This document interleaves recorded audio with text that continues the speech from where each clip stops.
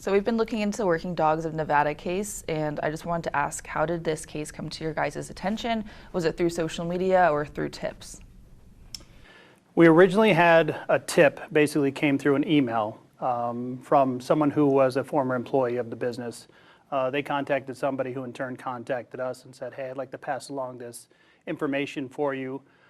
So they sent us an email, they sent us a couple snippets of video. We reviewed the video, myself and my detectives. And we saw something that was a little bit concerning. We didn't think it quite rose to the level of felony animal cruelty. So we contacted Animal Protective Services, and they had already been in contact with Working Dogs in Nevada, referenced the video that they had also previously seen. That worker was cited by APS, and that was basically the end of that. However, we decided to do a little bit more digging into the business. We obtained a search warrant based on what we had seen.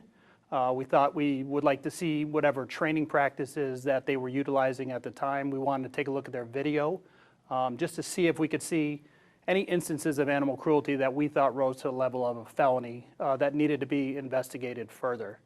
So we did obtain a search warrant. We brought in our DFL unit. We got their hard drive of their video. We retrieved it, and we spent several days breaking down video, reviewing it, and just kind of trying to get an overall sense of what their training practices were to see if it involved any instances of animal cruelty. And what we saw was certain instances that were very concerning to us, and we thought needed further investigation and definitely some action against Working Dogs in Nevada. Mm-hmm. So you get input from others who might know more about what is defined as animal cruelty in these types of cases. Is there anything that stood out in the video to investigators when it came to defining it as animal cruelty? Yeah, so we looked at the video, like Sarge said, we looked at the video it was 5 days of video, nonstop, right? You have to look at, is this outside of the scope of practice? Is this bad training tactics, or is this just straight cruelty? To us, it was outside of training practices. It was straight up cruelty. There's an instance, and the video was public already, where the male was seen taking a picture of the dog. The dog moves. It seems like it doesn't want to take a picture, and from his pocket he shocks it with a shock collar. What are they trying to prove? What training are you conducting at that specific moment? When he swings the dog into the air with the collar, what are we trying to accomplish training-wise? It's a distinction between, we can't even call it bad practice or bad training tactics. It's straight up unjustifiable pain on an animal, completely unprovoked. That was the difference. Mm-hmm. For how many months have you guys been looking into this case, or did it come to your attention recently? It was in the beginning of March it came to our attention, and then culminated with last week our operation where we served a secondary search warrant on the business, and we removed 35 dogs in total, along with city and county animal protective services and the city of Las Vegas business licensing. We did a joint operation with those entities, which was successful. When we served our search warrant, both of the suspects that we had seen committing acts of cruelty were inside the business, which was perfect for us because we just took them into custody prior to doing our search warrant. So from beginning to end, between the first day we noticed it, came into contact with the information, to our operation last week was a little under a month. There's still some ongoing investigation on the back end, but we jumped on it as soon as we had gotten the information. Mm-hmm. The investigation on the back end, does that have to do with animal cruelty, or does that have to do with other things regarding the organization? It's both.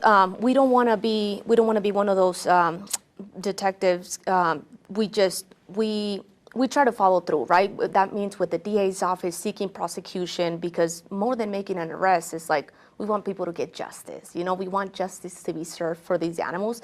That's why we take this oath. This is why we're here. This is why we are animal cruelty detectives, right?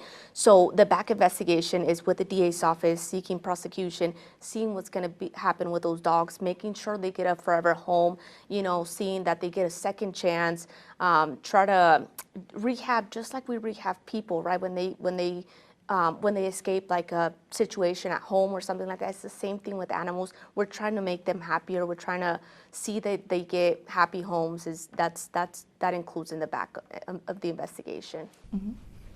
Do you guys know if this organization was selling the dogs after they would train them, or if they were like free? Basically, what their operation was is they would get these dogs, most of them, if not all of them, from California. They would bring the dogs in. They would train them under their own training regiment, and then what they purported was, these are rescue dogs which would otherwise have been euthanized. We rescue these dogs and we're going to train them and then try to get them to a home. We're going to try to adopt them out. But with that adoption comes obviously a fee that someone would have to pay to adopt one of these dogs. So that's basically what their regiment was. And it's our understanding that they were going to open a secondary part of the business to start letting private citizens bring their own dogs to them and train them for a fee as well. Any idea of how much the fee was?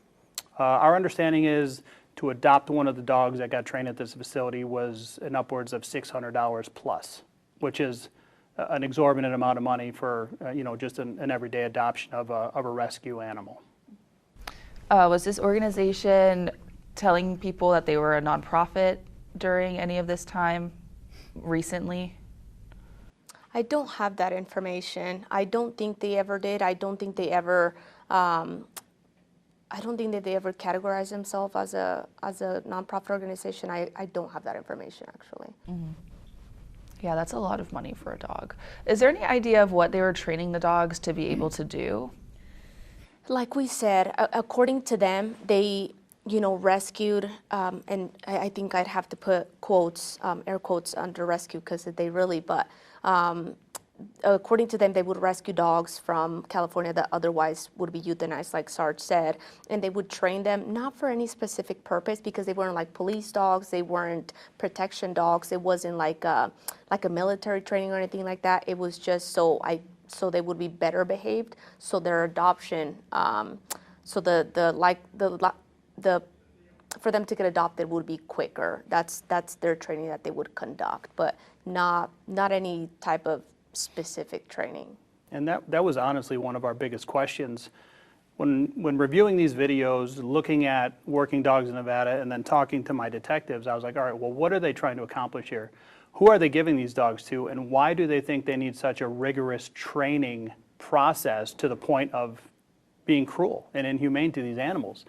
Quite honestly, our own LVMPD canine probably don't go through training process like that. And one of the things I had my Detective Leva do is reach out to somebody in our canine section and run down some of the things we saw in that video and say, hey, is this an acceptable training practice? Would we do this to our animals who are, quite frankly, trained hard, but not cruel because they have a mission that they have to function with? These dogs are just trying to be adopted to a normal home. I mean, what kind of mission are they serving other than to be loving pets for somebody?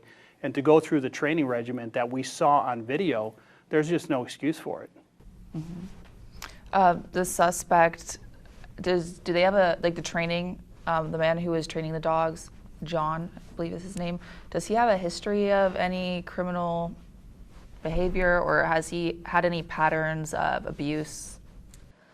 It was like Sarge said earlier. Animal Protection Services responded to the business when we received the email. I'm not sure if it was out there, but there was a TikTok video that went viral, and it was him swinging the dog into the air or stepping into the leash of the dog, and the dog crying out loud. That is also another person reporting that got to us, the person who recorded the TikTok. When Animal Protection Services went out there and cited him, besides that or before that, there was no incidents that we can find. Granted, it's only a couple employees in the business. It's not a place where citizens can walk into. So it's the person, or if anybody were to report it, it would have to come from inside the business because they're not open to the public unless they do adoptions. That's interesting. And I wanted to talk about Reba's law. Has that changed how the police force looks at animal cruelty, or how has that impacted what you can charge people with?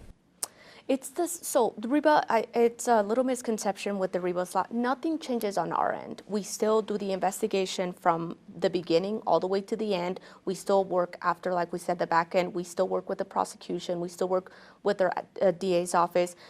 It changes the penalties. We got harsher penalties. It used to be a certain level of category of a felony. Now it's another category of a felony. So we still conduct police business. We still coordinate with Animal Protection Services. We still do the exact same thing on our end. It just calls for harsher penalties. That's essentially what the REBA law is. What class penalty did this case fall under? It's still cruelty. We still charge for, and we still charge for the same crime. It's willful and malicious torture, maim or kill an animal, and it's still a felony. And there was a bystander, a female bystander, who also got charged. Can you talk me through charging bystanders in this situation? Correct. So when John was committing acts of cruelty and Miss Tabitha was there in the business witnessing this and didn't do anything about it, the NRS or the state of Nevada sees that as cruelty. It's the exact same thing with Reba, right? Only one person was in charge of leaving the tow behind. He was with a person, and we charged her also with cruelty. If you see something that's so cruel and don't do anything about it, the Reba law says as a bystander, because you failed to do anything, you're partaking in the crime, you're partaking in the cruelty act. Whether people say, well, she didn't do anything, well, she also, that's the thing, she didn't do anything. So we can look at the didn't do anything as two different ways, right? She didn't do anything, but that's the reason why it's cruelty, because she failed to do something to stop this act of cruelty when she could have. I think that speaks to the mindset of the employees in general.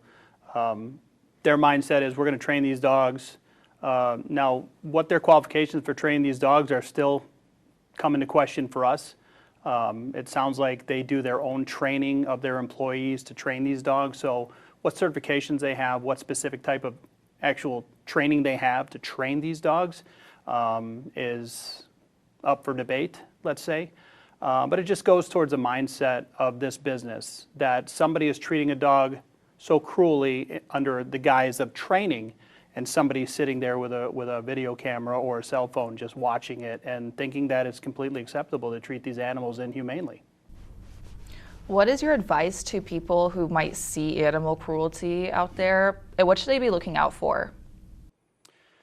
A lot of our cruelty comes from neighborhoods. Dogs being left outside in extreme heat, dogs being left outside with no shade, no water, no food. There's a lot of that, and as we get into these summer months, it's starting to warm up now, and it's not even summer yet, so it's starting to get into the 90s.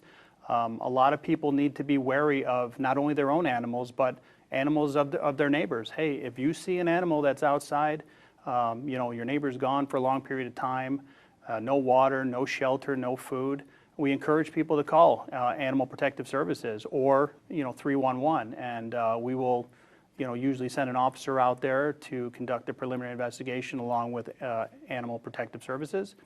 And then there will probably come a point there where my detectives and I will get a phone call and we'll initiate an investigation as well. And be wary of what kind of animals you have. These short-snouted animals already have breathing problems, so you interject extreme heat into that, and they could die in as few as 2 to 3 hours in extreme heat in your backyard. And you may not mean it, but the circumstances of why you left your dog out and how long and everything definitely come into play. You could definitely be charged and arrested for animal cruelty, and you might be a great citizen, but you just made a series of bad decisions that led to the death of your animal. Wow, that's scary. So you have seen those types of cases where maybe certain breeds died fast outside? Yes. We see it all the time. We saw it last summer. We had an extensive amount of cases where it was, people leaving their French bulldogs outside, Yorkies, all that stuff. Dogs that already have breathing problems, like Sarge mentioned, those dogs, they can't cool themselves fast enough, especially if they have no cooling system in the backyard, no water, no shade. They can die faster. So it's, just make sure that there are resources out there, daycares. We understand, we sympathize with citizens when they have to go to work and they have to leave their pets behind, but just make sure they have the, the sustenance to survive while you're going to be gone. And this kind of brings me to a larger question. How often are you seeing animal cruelty cases in Las Vegas? More often than we should. That's really the only answer to the question. Way more often than we should. Abuse, cruelty shows up in all forms. Leaving the dog behind, when it dies in a dumpster, leaving your dog behind, with no food and water, beating it, choking it, stabbing it. We just see so much of it. It's more than, I think it's brought up since the REBA law. Maybe it's reported a little more, which is what we want, right? We want people to be out there and understand that this is unacceptable, and there's somebody here to hold people responsible, to hold people accountable for that. But there's no other answer really than more than we should. Just to give you a little perspective, last year we had approximately 110 cases of animal cruelty, and that's just felony. There's a lot of misdemeanor animal cruelty, or a lot of misdemeanor things that usually gets handled by APS with citations or something like that. But we're seeing on average about 100, 110 cases per year that we investigate on the felony side. Some of them are just ridiculously cruel and vicious. And what I also want to caution people of is just making bad decisions with their animals, not just leaving them outside, but we've seen cases where somebody tried to go drop an animal off at a shelter and the shelter was closed or whatever. So they just are like, all right, what else can I do with this animal? And then they decide to leave it in a dumpster enclosure, like with no food, water, anything, and just abandon the animal. And it's like, well, how did we go from dropping it off at a shelter to now we make a terrible decision? Let's leave it in the middle of the night in a dumpster enclosure, and then we go the next day because a dog was found dead in that dumpster enclosure. So we implore people to make good decisions with their animals. If you cannot afford to take care of your animal, if you cannot physically take care of your animal, if you cannot mentally take care of your animal, please give your animal up, bring it to a shelter, give it to someone who can take care of it. There's a lot of alternatives out there to just abandoning an animal, leaving it on its own to just basically die. There's a lot of alternatives here in Las Vegas, so we just implore people to make good decisions with their animals, just like we implore them to make good decisions with their children. Do you ever see this within other rescues in the valley where there's animal cruelty ties? We haven't yet. This is the first time since I've been here. I'm not sure if this is the first time since animal cruelty was initiated that we've gone after a rescue this way.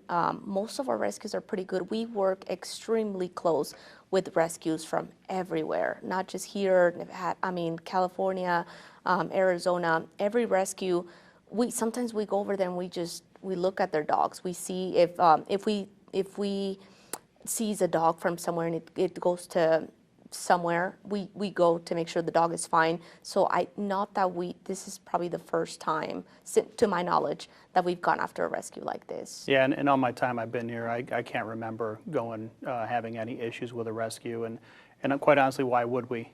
Our rescues are there for a reason. They're there to help these animals. And the last thing we want is people entrusting dogs to a rescue where there's going to be animal cruelty involved. So, fortunately for us in our community, this has not been a problem. And let's hope that this is the last rescue that we ever have to investigate. Okay, and then last question. So talk to me about your guys' agency and task force. I don't know if you could define it in better words than I did. Oh, there's no task force. Is it It's just part of LVMPD. We're just a section, just like everybody else, like counterterrorism, like missing persons, like abuse, neglect. We're just specialized in animal cruelty. That's what we're called. We're assigned to the Homicide and Sex Crimes Bureau. There's a couple of us, and then our sergeant. We specialize in everything that's felony animal cruelty related. Anything else, usually animal control handles that. Okay. How many is in the team? It is 2 detectives and a sergeant. Okay. And then what inspires you to do this type of work every day? You know, I'm passionate about this. I truly am. I chose to be here. When they asked me, when I tested for the bureau, and they asked me where do you want to go, I immediately said animal cruelty. There's no question. I truly believe that people, if you adopt a dog or a cat or whatever you want it to be your companionship animal, you make a commitment to that animal. You commit to bathing it, you know, buying it food, taking it to the groomers, just like a child. So we need to hold people responsible when they don't do that because you made a commitment. We see animals that are beaten all the time, and it's so cruel. Somebody has to step up, and I'm more than willing to do that job.